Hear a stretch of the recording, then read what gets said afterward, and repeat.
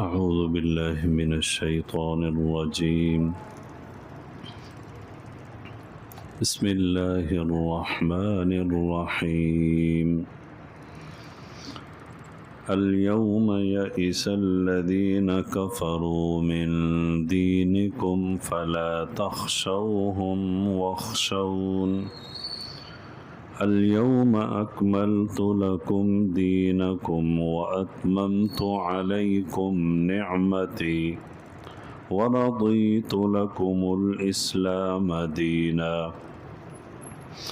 فمن اضطر في مخمصة غير متجانف لإثم فإن الله غفور رحیم. سورۃ المائدہ آیت نمبر 3 اور اس کا دوسرا حصہ ہے. سورۃ المائدہ کے شروع سے اللہ تعالیٰ کے مختلف احکامات کا بیان ہے. معاہدوں کی پاسداری کرو، حلال اور حرام کے بارے میں بتایا گیا کہ یہ چیزیں حلال ہیں، یہ حرام ہیں، ان سے بچو، یہ کھاؤ، اس حکم پر عمل کرو اور اس حکم پر عمل نہ کرو، یہ حکم ماننے کا ہے اور اس چیز سے بچنے کا حکم ہے. یہ سب احکامات اور اس سلسلے کے کچھ احکامات سورۃ المائدہ کے شروع سے بیان ہو رہے ہیں. جیسا کہ سورہ مائدہ کے شروع میں آپ نے سنا تھا کہ اس سورت کے نزول کا زمانہ رسول اللہ صلی اللہ علیہ وسلم کی حیات مبارکہ کے آخری سالوں اور آخری دنوں کا ہے. تقریباً اکثر عرب کا حصہ فتح ہو چکا تھا اور مسلمانوں کی ایک بڑی جماعت تیار ہو چکی تھی. اسلام کو غلبہ حاصل ہو چکا تھا اور اسلام اب ایک اعلیٰ اور شان و شوکت والے مذہب کے طور پر لوگوں کے سامنے ظاہر ہو چکا تھا، نمودار ہو چکا تھا. تو ان احکامات کو بیان کرنے کے بعد اب آج کی آیتوں میں جو پہلی چیز بیان ہوئی ہے وہ یہ ہے کہ الیوم یئس الذین کفروا من دینکم. آج کے دن، آج کے اس زمانے میں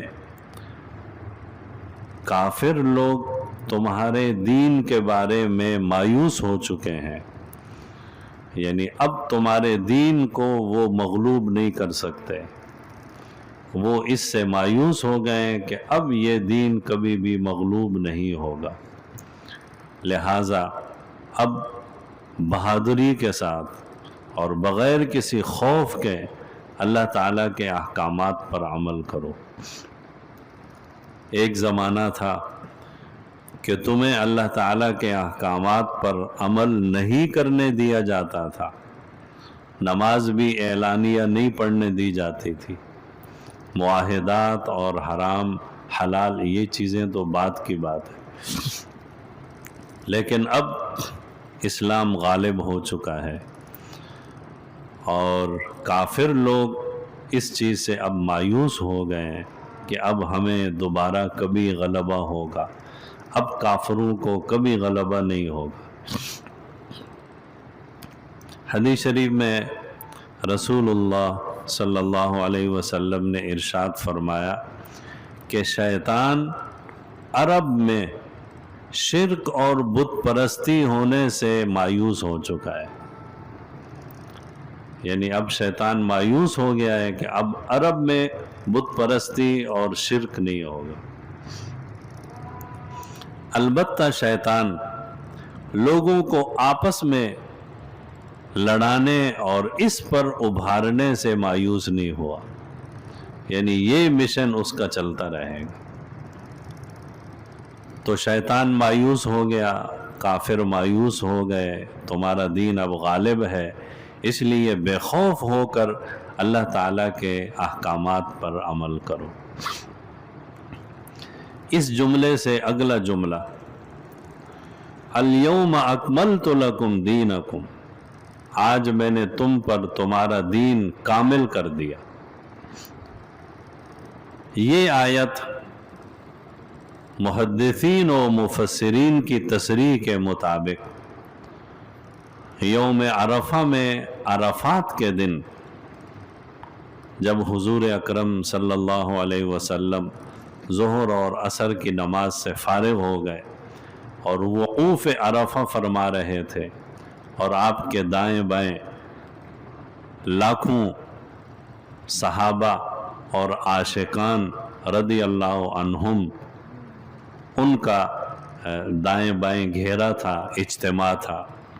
اس عظیم الشان اجتماع میں اور اس عظیم الشان دن میں اور ان عظیم الشان لمحات میں قرآن کریم کی یہ آیت، یعنی آیت کا یہ حصہ نازل ہوا کہ آج ہم نے تم پر دین کو کامل کر دیا۔ وہ دین جو حضرت آدم علیہ السلام سے شروع ہوا اور ایک بڑا لمبا سلسلہ ہے، بڑے طویل زمانے تک اللہ تعالیٰ کے احکامات نازل ہوتے رہے، انبیاء اور رسل تشریف لاتے رہے، اور مختلف شریعتوں میں مختلف احکامات نازل ہوتے رہے، لیکن دین کے جو بنیادی اصول ہیں اور عقائد ہیں اور نظریات ہیں وہ تمام شریعتوں میں ایک ہی تھے۔ تو جو سلسلہ حضرت آدم علیہ السلام سے شروع ہوا، 1,24,000 کم و بیش انبیاء کرام علیہم السلام پر وہی نازل ہوتی رہی، خدا تعالیٰ کے احکامات نازل ہوتے رہے، دین اور شریعت کے مختلف احکامات نازل ہوتے رہے، آج وہ سلسلہ اب اختتام کو پہنچا ہے، اور اس پیغمبر پر صلی اللہ علیہ وسلم جو کہ آخری پیغمبر ہیں، اللہ رب العزت نے دین کو کامل و اکمل، جامع اور بالکل عمدہ انداز سے نازل فرما کر ختم نبوت کا بھی اعلان فرما دیا۔ احکامات کے سلسلے میں یہ آخری آیت ہے، اس کے بعد کچھ آیتیں نازل ہوئی ہیں لیکن ان کا تعلق احکامات سے نہیں ہے۔ دین اب کامل ہو گیا۔ یہ 9 ذی الحجہ کا دن تھا اور جمعے کا دن تھا، آپ صلی اللہ علیہ وسلم عرفات کے میدان میں تھے، حج کا لمحہ تھا، حج کا سفر تھا۔ 9 ذی الحجہ کے بعد ذی الحجہ کا مہینہ پورا ہوا، پھر محرم کا مہینہ، پھر سفر کا مہینہ، ربیع الاول کی 12 تاریخ کو آپ صلی اللہ علیہ وسلم اس دنیا سے وصال فرما گئے۔ یہ آخری آیت ہے گویا کہ احکامات کے سلسلے میں نازل ہونے والی، یعنی اس کے تقریباً لگ بھگ 3 مہینے کے قریب اس کے بعد آپ صلی اللہ علیہ وسلم اس دنیا میں زندہ رہے، پھر وصال فرما گئے۔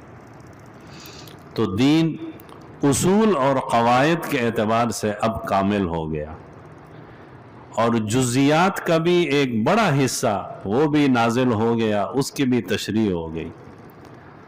البتہ جزیات اور فروعی احکامات سے متعلق مزید تشریحات حضرات خلفائے راشدین، صحابہ رضی اللہ عنہم، تابعین، تبع تابعین، ائمہ، فقہاء، مجتہدین، وہ ان مسائل کی تشریحات کرتے چلے آئے ہیں اور کرتے رہیں گے، اس لیے کہ بہت سارے ایسے مسائل ہیں جو اس وقت پیش نہیں آئے، وہ بعد میں پیش آئے، تو حضرات ائمہ فقہا اور مجتہدین نے اجتہاد کر کے اور قرآن اور سنت کے احکامات کو سامنے رکھتے ہوئے ان احکامات کا حل نکالا.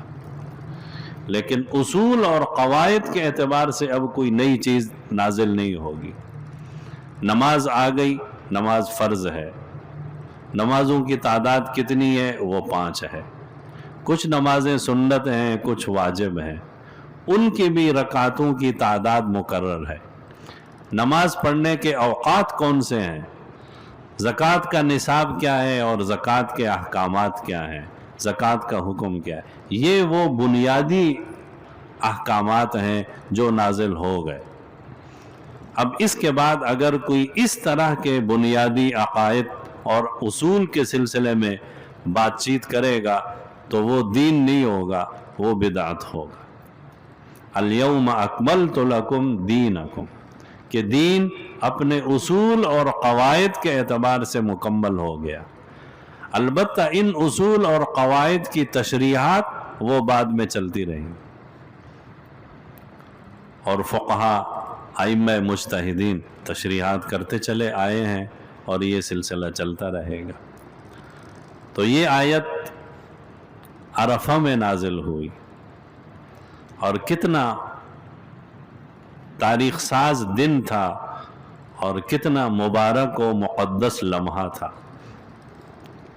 ایک تو عرفہ کا دن تھا، حج کا دن تھا، پھر جمعے کا دن تھا، پھر وہ بھی عصر کے بعد کا وقت تھا، پھر میدان بھی عرفات کا تھا. ان حالات اور ان لمحات میں اللہ رب العزت نے ایمان والوں کو 3 خوشخبریاں سنائیں. ایک خوشخبری یہ ہے کہ آج تم پر میں نے اپنا دین مکمل کر کے نازل کر دیا. اور دوسری خوشخبری یہ سنائی وَأَتْمَمْتُ عَلَيْكُمْ نِعْمَتِي، میں نے اپنا احسان اور اپنی نعمت وہ بھی تم پر پوری کر دی. اللہ تعالیٰ کی نعمتوں میں جو مومنین پر ہوئی ہیں ان میں سب سے بڑی نعمت ہے حضور نبی پاک صلی اللہ علیہ وسلم. تو اللہ تعالیٰ اس امت کو خوشخبری اور بشارت دے رہے ہیں کہ ہم نے وہ پیغمبر جو تمام انبیاء کا سردار ہے، امام ہے، خاتم النبیین ہے، امام الرسل، امام الانبیاء ہے صلی اللہ علیہ وسلم، وہ تمہاری طرف مبعوث فرمایا. وَأَتْمَمْتُ عَلَيْكُمْ نِعْمَتِي، یہ دوسری خوشخبری ہے. اور تیسری خوشخبری وَرَضِيتُ لَكُمُ الْإِسْلَامَ دِينًا، اور میں تمہارے لیے اسلام کو دین کے طور پر پیش کر کے، بیان کر کے، نازل کر کے میں تم سے راضی ہو گیا. یعنی میں نے تمہارے لیے اب دین اسلام کو چن لیا، اور اسی پر میری رضامندی ہے کہ جو دین اسلام پر عمل کرے گا میں اس سے راضی ہوں گا. یہ 3 خوشخبریاں میدان عرفات میں امت کو اللہ رب العزت نے عطا فرمائی حضور نبی پاک صلی اللہ علیہ وسلم کی برکت سے. کتنی خوشخبریاں ہیں، کتنی بشارتیں ہیں، کتنے لذت والے اور مزے والے احکامات ہیں. حضرت عمر رضی اللہ عنہ سے کسی یہودی نے کہا تھا کہ اگر اس جیسی آیت اللہ ہم پر نازل کرتا تو ہم اس دن کو عید مناتے، خوشی اور عید کا دن مناتے. تو فاروق اعظم رضی اللہ عنہ نے جواب میں ارشاد فرمایا، آپ کو پتہ ہے یہ آیت کہاں نازل ہوئی، کب نازل ہوئی، کس دن نازل ہوئی؟ پھر خود فرمایا کہ یہ آیت عرفہ میں نازل ہوئی، جمعے کے دن نازل ہوئی. تم تو ایک عید اور خوشی کی بات کرتے ہو، اس دن تو اللہ نے ہمیں 2 خوشی کے دن دیے. ایک جمعے کا دن تھا جو کتنا مبارک دن ہے، دوسرا حج کا دن ہے، عرفہ کا دن. یہ 2 خوشیوں والے اور بڑے دن اللہ رب العزت نے ہمیں عطا فرمائے، اور ان دنوں میں اللہ تعالیٰ نے یہ خوشخبری اور بشارت ہمیں عطا فرمائی. मैदान अरफात, हुज्जाज किराम जब हज के मैदान में होते हैं और सुभान अल्लाह, और ये लम्हात होते हैं तो ये बड़े इश्क व अक़ीदत के लम्हात हैं, रिक़्क़त आमेज़ लम्हात होते हैं। हर हाजी दो सफ़ेद चादरों में अल्लाह ताला के सामने गरिया व ज़ारी कर रहा है, मनाजात कर रहा है, दुआएं मांग रहा है, अपने लिए और पूरी उम्मत के लिए दुआएं मांग रहा है। और ये रसूलुल्लाह सल्लल्लाहु अलैहि वसल्लम की सुन्नत है कि आप सल्लल्लाहु अलैहि वसल्लम ने भी यौम अरफा के दिन के आखिरी लम्हात दुआ में गुजारे, अपने लिए और पूरी उम्मत के लिए। अल्लाह हम सब को भी वहाँ की हाज़िरी नसीब फरमाए, बार बार नसीब फरमाए। अरफा का दिन, अरफा के दिन में भी बहुत सारे अहकामात इस उम्मत को आप सल्लल्लाहु अलैहि वसल्लम ने सिखाए। अरफा के दिन यानी 9 ज़िलहज्जा को रोज़ा रखने की बड़ी फजीलत है। हदीस शरीफ में आता है कि जो शख्स अरफा के दिन रोज़ा रखता है, एक तो उस रोज़े का सवाब है 1 साल रोज़ा रखने का सवाब, इसलिए कि अशरा ज़िलहज्जा के जो रोज़े हैं उनका एक सवाब तो है कि 1 साल के रोज़ों का सवाब। दूसरा, अरफा के दिन रोज़ा रखने से 1 साल गुज़श्ता के और 1 साल आने वाले के एडवांस तौर पर अल्लाह ताला गुनाह मुआफ़ फरमाता है।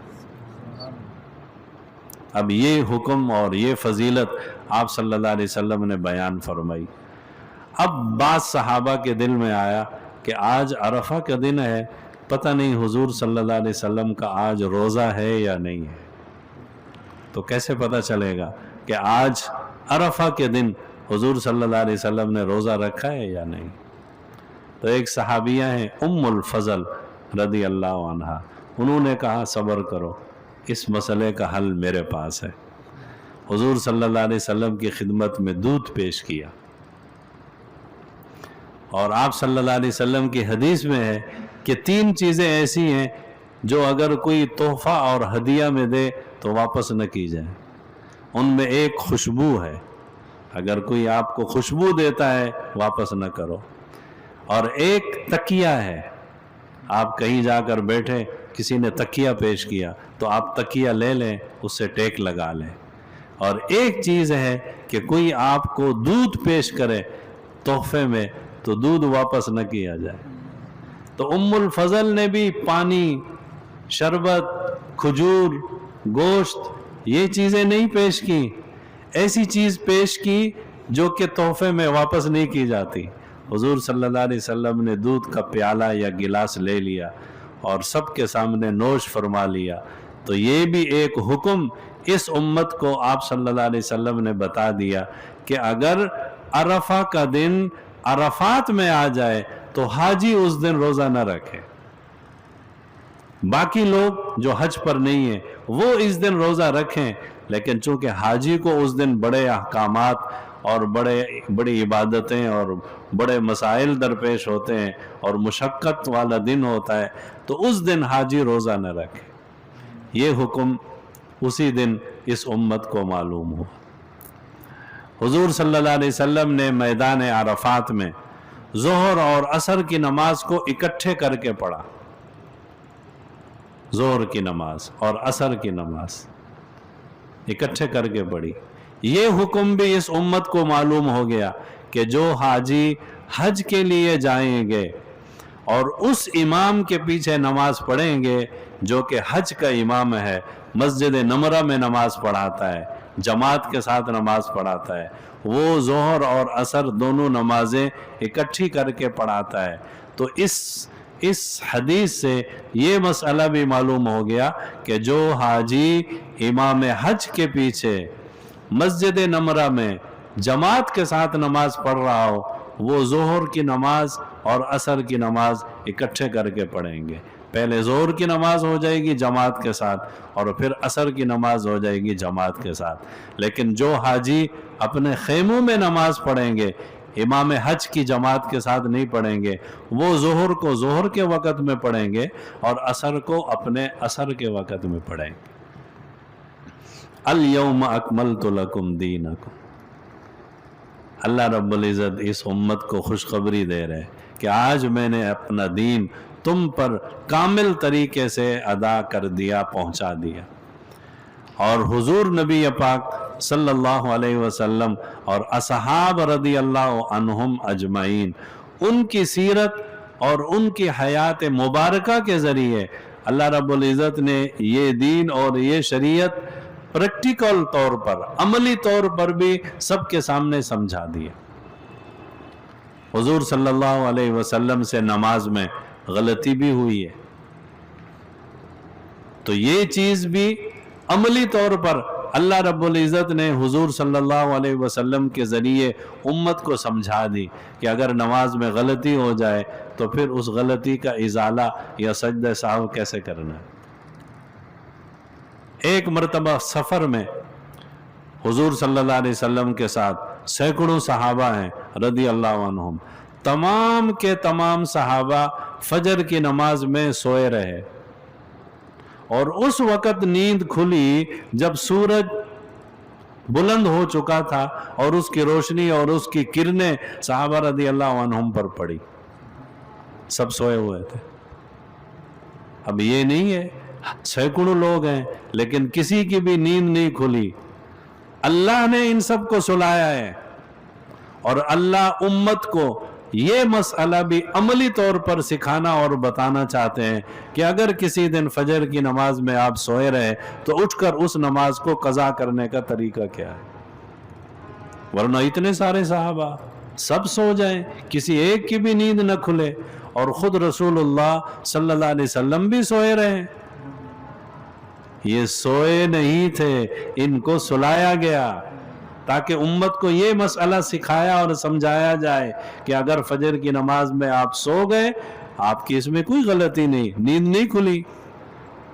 रिवायात में है कि सहाबा रदी अल्लाह अन्हुम परेशान हो गए, हमारी नमाज चली गई, हमसे गफलत हो गई। हुजूर सल्लल्लाहु अलैहि वसल्लम ने तसल्ली देते हुए फरमाया, नहीं नहीं, आपका कसूर क्या है, आपकी रूह है अल्लाह के कब्जे में थी, अल्लाह ने जब चाहा तुम्हारे जिस्मों में उनको भेज दिया, तो हम सोए नहीं हैं, हम सुलाए गए हैं। इसलिए अगर कोई सोया हुआ है बेचारा, नहीं उठ सका है, उसने अपनी तरफ से पूरी कोशिश की उठने की, अलार्म लगाया, कोशिश की, किसी से कहा भी कि मुझे जगाना, फिर भी नींद नहीं खुली, माफ करेगा अल्लाह। अल-यौम अकमलतु लकुम दीनकुम। तो ये दीन और दीन के जुज़ी अहकामात हुजूर नबी पाक सल्लल्लाहु अलैहि वसल्लम और सहाबा रदी अल्लाह अन्हुम के ज़रिए अमली तौर पर सिखाए गए। हाँ, हुजूर सल्लल्लाहु अलैहि वसल्लम के कुछ आमाल ऐसे थे जो आपने किसी ज़माने में किसी तरीके से किए, किसी ज़माने में किसी तरीके से किए, तो उस पर बाद में सहाबा रदी अल्लाह अन्हुम ने मुशावरत फरमाई कि ये मसला आप सल्लल्लाहु अलैहि वसल्लम ने यूं भी किया, यूं भी किया, यूं भी किया, अब आओ मुशावरत करते हैं कि इस मसले को कैसे हल किया जाए। जनाजे पर कितनी तकबीरात हैं। बाज़ रिवायात में है कि आप सल्लल्लाहु अलैहि वसल्लम ने 4 तकबीरें कहीं, बाज़ रिवायात में है कि 5 तकबीरें फरमाई। अब 4 हैं, 5 हैं, 3 हैं, 2 हैं, कितनी हैं।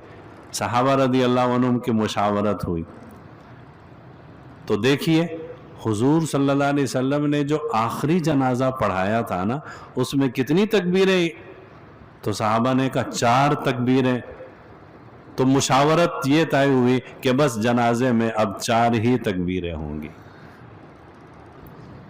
तो अल-यौम अकमलतु लकुम दीनकुम, दीन ताम हो गया। अब जो उसूल और कवायद है वो मुकम्मल तौर पर नाजिल हो गए। हाँ, बाज़ जुज़ी अहकामात हैं, उन अहकामात की तशरीहात हैं, वो उलमा ने, सहाबा रदी अल्लाह अन्हुम ने, अइम्मा मुज्तहिदीन ने की है और ये सिलसिला चलता रहेगा। एक मसला था जो सहाबा रदी अल्लाह अन्हुम और आप सल्लल्लाहु अलैहि वसल्लम के ज़माने में नहीं था, आज पेश आया है, तो उसको क्या करना है। तो फ़ुक़हा उस पर बहस करेंगे कि इस मसले का हल क्या है। इसको कहते हैं इज्तिहाद, इसको कहते हैं क़यास, اس کو کہتے ہیں فقہ۔ تو الیوم اکملت لکم دینکم واتممت علیکم نعمتی ورضیت لکم الاسلام دینا۔ آیت کے آخر میں ایک حکم بیان ہوا ہے۔ بہت سارے جانوروں کے بارے میں ارشاد فرمایا گیا کہ ان کا کھانا جائز نہیں ہے، ان کا کھانا جائز نہیں ہے، ان کا کھانا جائز نہیں۔ اب آیت کے آخر میں یہ ارشاد فرمایا گیا کہ اگر کوئی شخص بہت مجبور اور لاچار ہے اور اتنا بھوکا ہے کہ اس کی زندگی داؤ پر لگی ہوئی ہے، اگر نہیں کھائے گا تو مر جائے گا۔ اب اس کے آگے حرام گوشت پڑا ہوا ہے، ایسا جانور جس کا گوشت کھانا جائز نہیں ہے، حلال نہیں ہے، اس کا گوشت پڑا ہوا ہے۔ اب بھوک کی وجہ سے اس کا یہ حال ہے کہ اگر یہ کچھ نہیں کھائے گا تو مر جائے گا۔ تو قرآن کہتا ہے کہ مجبوری کی حالت میں اتنا کھا سکتا ہے جس سے جان بچ جائے۔ مثلا 3 بوٹیاں کھا سکتا ہے، آدھا پاؤ گوشت کھا سکتا ہے جس سے اس کی جان بچ سکے، تو بس اتنا کھائے۔ لیکن اس میں بھی گناہ کی طرف مائل نہ ہو کہ جی یہ تو بڑا لذیذ گوشت ہے، یہ تو بڑا مزے کا ہے، چلو آج مزہ چکھنے کے لیے بھی یہ گوشت کھا لیں۔ نہیں، غیر متجانف لاسم۔ اگر کوئی بھوک میں، لاچاری میں، مجبوری میں ایسے جانوروں میں سے کسی کا تھوڑا سا گوشت کھا لیتا ہے جس کی وجہ سے اس کی جان بچ جاتی ہے، تو فرمایا ان اللہ غفور الرحیم، اللہ رب العزت بخشنے والا ہے اور رحم کرنے والا ہے۔ اس آیت سے ایک اور مسئلہ معلوم ہوا کہ اگر اللہ رب العزت نے کسی مسئلے میں رخصت دی ہو تو اللہ کی رخصت پر بھی عمل کیا جائے۔ مثال کے طور پر ایک شخص سفر میں جا رہا ہے اور سفر میں روزہ رکھنا اللہ کی طرف سے رخصت ہے اگر کوئی نہ رکھے تو، لیکن ایک شخص جو ہے وہ اپنے اوپر زور ڈالتا ہے اور بہت مشقت برداشت کرتا ہے، بھوک پیاس کی وجہ سے مرنے کے قریب ہو رہا ہے لیکن روزہ نہیں چھوڑتا ہے، تو ادھر بہادر بننے کی ضرورت نہیں ہے۔ اللہ نے رخصت دی ہے، اجازت دی ہے، تو خدا تعالیٰ کی رخصت کو اختیار کرو اور اس پر عمل کرو۔ اسی طرح اس آیت میں سمجھے کہ ایک شخص بہت بھوکا ہے اور وہ نہیں کھائے گا تو مر جائے گا۔ اب اس کے آگے حرام گوشت پڑا ہوا ہے، حرام چیز پڑی ہوئی ہے، اب ادھر زیادہ بہادر بننے کی ضرورت نہیں ہے، اتنا کھا لو جتنے سے جان بچ سکے۔ اللہ تعالی ہم سب کو عمل کرنے کی توفیق نصیب فرمائے۔ الیوم یئس الذین کفروا من دینکم، آج نا امید ہو گئے کافر تمہارے دین سے کہ تمہارا دین اب مغلوب نہیں ہوگا، اس سے وہ مایوس ہو گئے۔ فلا تخشوہم واخشونی، ان سے نہ ڈرو، مجھ سے ڈرو۔ الیوم اکملت لکم دینکم، آج میں پورا کر چکا تمہارے لیے تمہارا دین۔ واتممت علیکم نعمتی، اور میں نے پورا کر دیا تم پر اپنا احسان۔ ورضیت لکم الاسلام دینا، اور میں نے پسند کیا تمہارے واسطے اسلام کو دین۔ فمن اضطر فی مخمصہ، پس تم میں سے جو بھی مجبور ہو جائے، لاچار ہو جائے بھوک میں، غیر متجانف لإثم، غیر متجانف لإثم، متجانف یعنی مائل ہونے والا، گناہ کی طرف مائل ہونے والا نہ ہو، صرف جان بچانے کی نیت سے کچھ حرام چیز کھا لے۔ فَإِنَّ اللَّهَ غَفُورٌ الرحیم، بے شک اللہ بخشنے والا اور بڑا مہربان ہے۔